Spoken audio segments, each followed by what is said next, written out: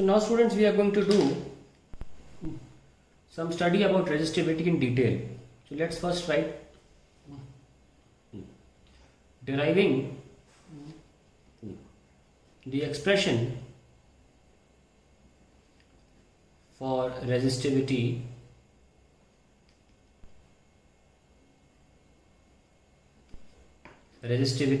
शायद स्पेलिंग ना लग रही, मैंने बोल दिया, in terms of number density and relaxation time. बहुत इंपॉर्टेंट है ये, बहुत इंपॉर्टेंट रिलैक्सेशन टाइम. तो बोर्ड एग्जाम में 3 नंबर 8 में से सीधे चले जाते हैं इसके इर्द गिर्द जो हम करने जा रहे हैं यहाँ पे. So let's start with it. सबसे पहले देखा कि V equals to I R होता है, ये तो अब समझ में आ गया हमको होता है. और हम चाहें तो इसको खोल सकते हैं NaEVD into rho L by A. मतलब हमारा मेन उद्देश्य है रो निकालना. और V को भी क्यों ना हम वेद लिखते हो, यहाँ पे वेद की जगह वेल हो जाता है, हम लेंथ ले रहे हैं. सो ये देखो कैंसिल हो गया. तो we have E is equals to NaE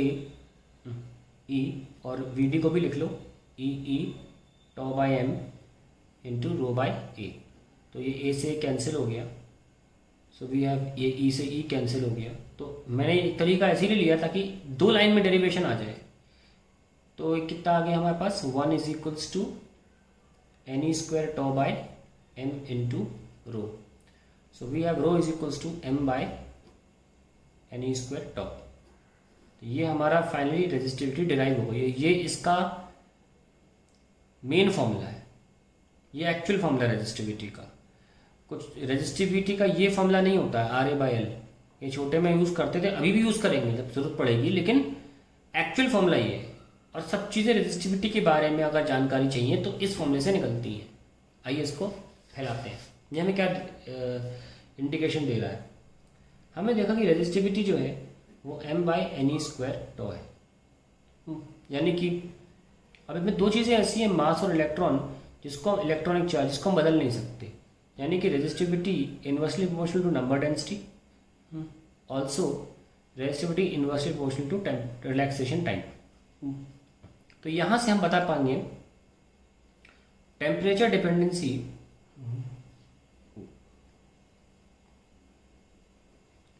of resistivity on, अच्छा सॉरी हो तो गया, टेम्परेचर डिपेंडेंसी ऑफ रेजिस्टिविटी कैसे करें फॉर डिफरेंट मटेरियल्स. ये लिखना चाहिए था मुझे, फॉर डिफरेंट मटेरियल्स. आइए पहली बात करते हैं कंडक्टर्स की. कंडक्टर्स में क्या होगा, देखिए सपोज हमें टेम्परेचर बढ़ाया, टेम्परेचर इंक्रीज्ड. अब क्या होता है, कंडक्टर के अंदर 10 पावर 29 पर मीटर क्यूब इस ऑर्डर के फ्री इलेक्ट्रॉन्स ऑलरेडी होते हैं. तो इसका मतलब इतने फ्री इलेक्ट्रॉन्स हैं तो कोलिजन भी गजब की लेवल का हो रहा होगा ऑलरेडी, पर फ्री इलेक्ट्रॉन्स बहुत ज़्यादा है. अब क्या किया आपने, टेम्परेचर को आपने इंक्रीज कर दिया. ऑलरेडी इतने इलेक्ट्रॉन्स मौजूद हैं, फिर भी चलो मान लो टेम्परेचर को इंक्रीज किया, और कुछ टेम्परेचर के इंक्रीज होने की वजह से 2 चीज़ें हो गई.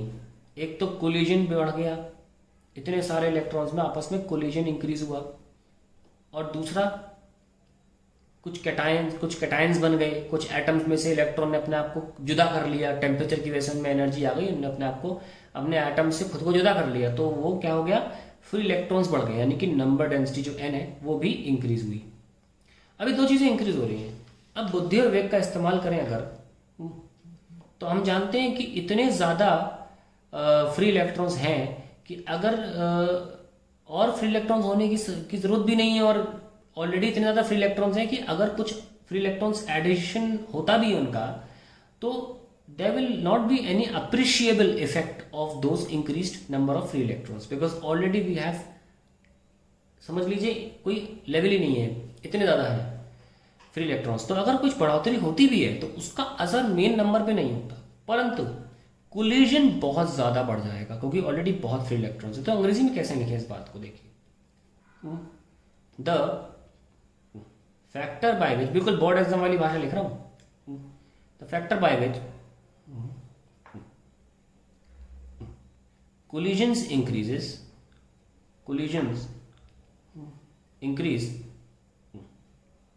dominates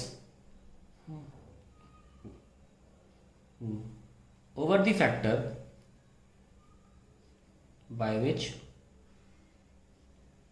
number density increases. Hence, ultimately, resistivity is affected by the increase of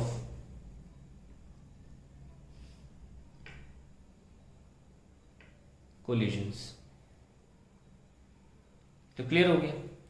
तो अगर कोलिजन बढ़ाओगे तो क्या होगा, collision increases, if collision increases relaxation time decreases, क्योंकि अगर दो इलेक्ट्रॉन्स अगर ज़्यादा यहाँ वहाँ दौड़ेंगे तो कैटायन से टकराते रहेंगे, बहुत सारे टकराना ज़्यादा होगा तो रिलैक्सेशन टाइम, क्योंकि इलेक्ट्रॉन्स जो होते हैं वो कैटायन से टकराते हैं, वही कारण होता है रेजिस्टेंस का भी। ठीक है, तो एक इलेक्ट्रॉन आया और हमारे प्लस कैटायन से बेचारा टकरा गया, और ये टकराना बहुत ज़्यादा बार होगा तो नेट जो रिलैक्सेशन टाइम होगा ये, जिसमें कि इलेक्ट्रॉन को इजाज़त होती है जाओ घूमो, ऐसी इजाज़त उसको अब कम हो जाएगी, कर्व हो जाएगी उसके लिए फ्रीडम, जिसकी वजह से रिलैक्सेशन टाइम घट जाएगा। तो अगर हम फॉर्मूले को देखें m/ne² टाउ, तो उसमें क्या हो रहा है कि एरो की मदद से देखें तो रिलैक्सेशन टाइम घट ज़्यादा रहा है पर नंबर डेंसिटी बढ़ कम रही है।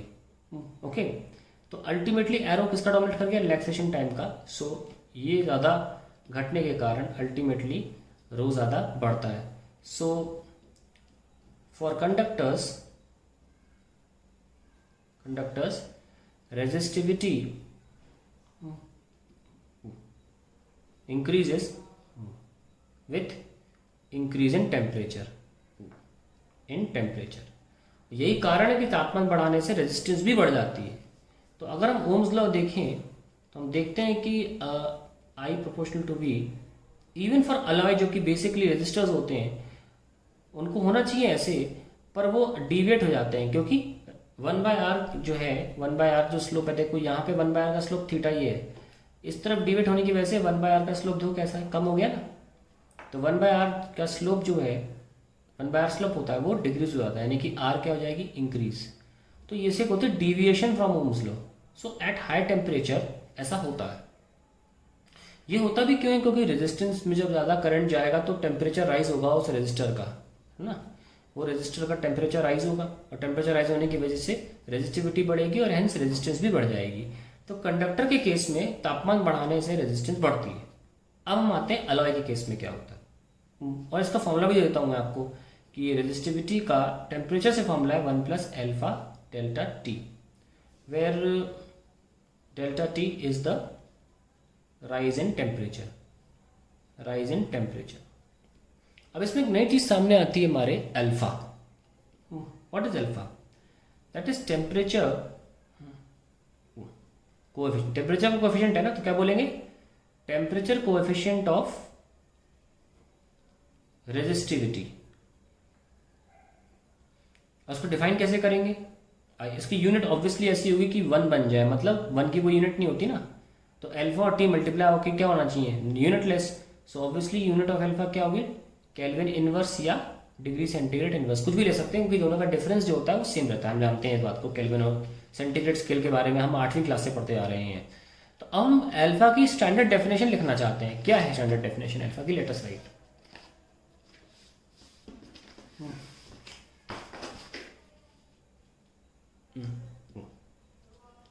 भाई हमने क्या लिखा अभी कंडक्टर के लिए, rho is equals to rho naught 1 plus alpha delta T.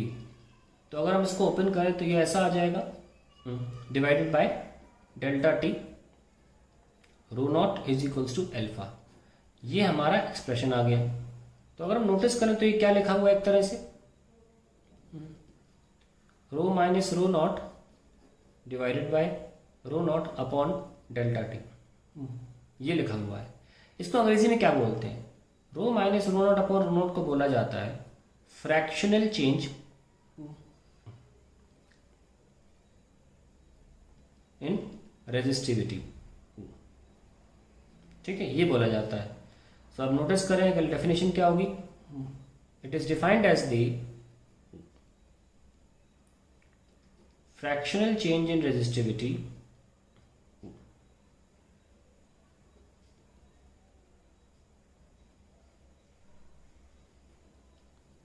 per unit change in temperature, change in temperature।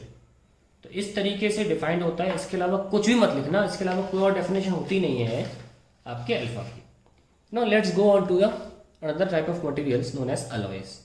So alloys के बारे में क्या बोला जाता है, अलॉयज में भी यही एक्सप्लेनेशन यूज किया जा सकता है और इनका भी फॉर्मूला सेम होता है। हालांकि इस बहुत अमेजिंग बात यह है, alpha is very very small, it's very small, बहुत कम वैल्यू होती है अल्फा की।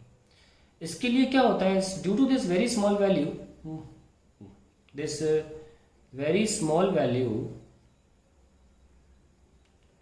Even for very large range of temperature rise, range of temperature, very small value even for very large range of temperature, ये alpha delta T फिर भी बहुत छोटा number रहता है 1 के सामने, तो ये हम निगलेक्ट कर देते हैं और रो नॉट ही रहता है। The resistivity remains as it is, resistivity does not change. तो resistivity even for large temperature ranges does not change for an alloy, और दैट इज द रीजन जितने भी हमारे इंस्ट्रूमेंट्स हैं, इलेक्ट्रिकल इंस्ट्रूमेंट्स जैसे मीटर ब्रिज हो गया, potentiometer metre हो गया, ये सब में ये अलॉय यूज किए जाते हैं। And it is for this reason, क्या रीजन है, अल्फा की small value, they are used, यानी कि alloy are used in measuring instruments। इससे क्या फायदा होगा, इंस्ट्रूमेंट्स, इसका फायदा ये है कि when taking any measurement, current is passed through the wires, current is passed through alloy wires which get heated up due to current, get heated up due to heating effect of current, heating effect of current। Thus there will be a rise in temperature, will be a rise in temperature, but due to low value of alpha, no appreciable changes in resistivity, appreciable changes in resistivity। तो ये हमारे सामने सारी कहानी alloy के लिए आ जाती है कि हम अलॉय क्यों यूज़ करते हैं रेजिस्टर बनाने के लिए, नाइक्रोम वायर्स बनाने। अब इसके एग्जांपल ले लो कुछ, हाँ मुंह से निकल गया तो एग्जांपल भी ले लो। नाइक्रोम है, कॉन्स्टेंटिन है, कॉन्स्टेंटन और मैंगनीन, ये 3 हम एलिमेंट यूज़ करते हैं मेनली, इनका नाम लिया जाता है actually for making resistors, standard resistors. तो हम ये इनसे बनाते हैं। ये बहुत पूछा जाता है वाइवा में, तो ये वाइवा के लिए बहुत इंपॉर्टेंट सवाल है। अब बात करते हैं हम आगे सेमीकंडक्टर के केस में। पन्ना पलटते हैं, सेमीकंडक्टर बहुत इंपॉर्टेंट है, बहुत पूछा जाता है इन केस ऑफ सेमीकंडक्टर। तो तीसरा एलिमेंट जो हमारे सामने आता है मटेरियल, वो है सेमीकंडक्टर। फॉर्मूला हमारे सामने क्या है, m/n² tau। In a semiconductor the number density, that is the number of free electrons, is not much, and hence on increasing temperature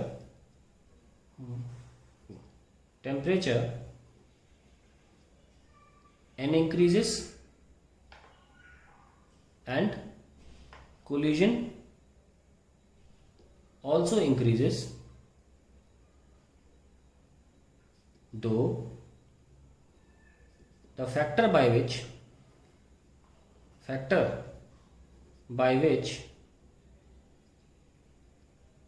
number density increases dominates over the factor by which collision increase। हम जानते हैं कि collision का relaxation time से inverse relation है, ठीक है। सो हम फॉर्मूले में देखें एरो की मदद से n² tau, तो आपका ये ज़्यादा बड़ा एरो है, इसका फैक्टर ज़्यादा है, उसका छोटा है, तो अल्टीमेटली डिसाइडिंग फैक्टर कौन हुआ, n। तो यहाँ से क्या, कोलिजन इंक्रीजेस और से रिलैक्सेशन टाइम डिक्रीजेस। तो हम पहले लिख दिया है the factor by which number density increases dominates over the factor by which collision increases और से relaxation time decreases. Hence finally the resistivity